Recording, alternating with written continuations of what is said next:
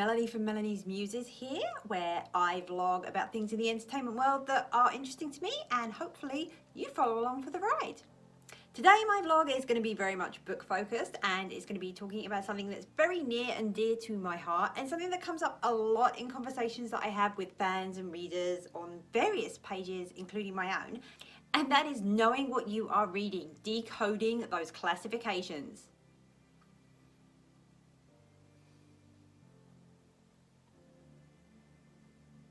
Over the years, book classifications have changed a lot. You only have to spend a couple of minutes on Amazon to see how many different categories there are now for everything. I mean, when I was growing up, we literally had children's books, teenage books, adult books. That was pretty much about it. Yes, you had the subgenres, like the big ones, horror or mystery. They had their own little sections, sci-fi. But now, there just seem to be a million genres for everything. The things I'm really going to focus on today, though, are questions that come up to me a lot, and that is about YA or young adult, NA, new adult books. In particular, the young adult books and what makes a book young adult. Contrary to a very, very popular belief, young adult books are not just for teenagers. What makes a book a young adult book does not necessarily mean it's going to be a clean read. That's where I see a lot of confusion coming in. When you're talking about young adult, the YA, young adult, literally refers to the age of the main protagonist in the book. The protagonist is between 13 and 18. They fit in that young adult category. That seems pretty obvious. It's like, okay, but a lot of people think that's also going to mean a clean read. That is not necessarily the case. There is nothing to stop a young adult book having swearing, sexual situations, violence, pretty much anything that you can get in an adult book. If the main characters are between 13 and 18, it counts as young adult. One of the companies that I work with a lot is Clean Team Publishing, and their sub-branches Crimson Tree Publishing and Changing Tides Publishing. The big thing with Clean Team Publishing is they actually give you a little guide for each of their books. You can go to their website and see the little logo, and it lets you know on their young adult books what kind of level of things you can expect. The level of violence, the level of sexual situations, you know, are we doing a little bit of kissing or is it full out sex? I mean, these are teenagers, 18-year-olds are having sex. This is not really, really shocking. They also have a thing for language, how much violence is in there. It covers a lot of things. It's something I wish was adapted more thoroughly. For example, you wouldn't go and see a movie without a rating. When you look at the movies, especially if you've got children, you look at the rating and they have a guidance system. You've got the parental guidance recommended, parental guidance for children under 13, and then they break it down. You have for nudity, for sexual situations, for swearing, for drugs, whatever. Clean Team Publishing does the same thing with its young adult novels, also with its new adult novels to a lesser extent, but on the website for the young adult novels, all of their books have this rating. And it just helps everybody know what they are reading. So just like when you were picking out a movie, you would pick out one that fits your mood, you can do the same thing with the books. Pick out one that fits your mood. One of the biggest things that people seem to think is that young adult, if it's a clean read, it's automatically a young adult read. I read plenty of authors that write what people consider to be clean books. There's not a lot of swearing, there's not a lot of sex, you know, it's like Hallmark movie level romance. And yet these are adults. These characters are over the age of 25. They are doing all the adult things. Just because there's none of the more dramatic stuff in the book does not make it a young adult book. Young adult is the age of the protagonist. I can't stress this enough. You then get the new adult books, which is sort of a new subgenre that popped up a few years ago. NA, new adult, and it is for protagonists that are between the ages of 18 and 25. Now, when these first came out, a lot of these were college-age students, and there was a lot of sex in the book. They were generally steamier reads, and for some reason, that had people thinking that if it's got a new adult classification, you see that little NA, they're going to be sexy reads. They're not all sexy reads. Some of them are, some of them aren't. Just like with grown-up books. Some of them are really sexy reads, some of them are not.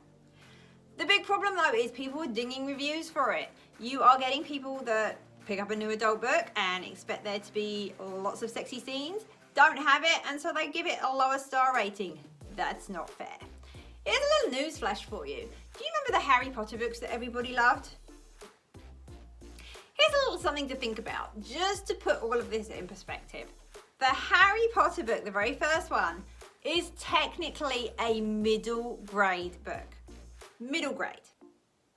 So that's even younger than young adult. And then as the series progresses, obviously Harry gets older and they move up. Now, I don't think anyone would question the general appeal that Harry Potter has across the board, from your little readers right up to grown-ups. I know there are plenty of grown-ups that stood in line waiting for new Harry Potter books to come out.